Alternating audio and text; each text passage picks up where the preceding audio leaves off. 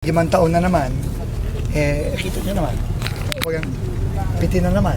So, ang purpose sana nito is para wag nang mag-traffic yung mga papasok ng airport o palabas ng airport at hindi mag-cause ng traffic dito sa Maharlika Highway. Pero hindi natapos. So, ang komplikasyon nandito, Diskaya Project pala ito.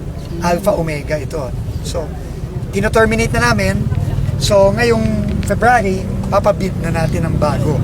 So, may pondo naman to for 2026. Kailangan na nga ipabid, terminate si Diskaya, tatapusin na natin. So, ang sabi sa akin ng engineers, by 2027, pero baka naman kaya nating 1 year and a half. Kasi hindi naman siya mahaba. And konti na lang ang kulang ng right of way.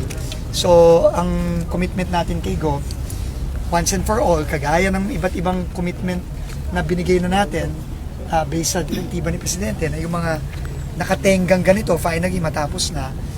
Hopefully by middle of 2027, Gov, 1 year and a half from today, matapos na natin. Hindi naman siya mahirap Kasi ang maganda naman pala doon sa disenyo, hindi siya makakaistorbo sa Maharlika Highway. Tatawid siya doon sa mga punong yon kung makikita nyo. Tapos kakaliwa siya papuntang Maharlika and then babagsak siya sa Maharlika Highway. So, sabay lang sa traffic siya.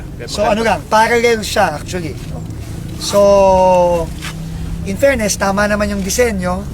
Hindi naman pala kailangan gaparan kasi yung outward lang pala ng airport ang dadaan dito.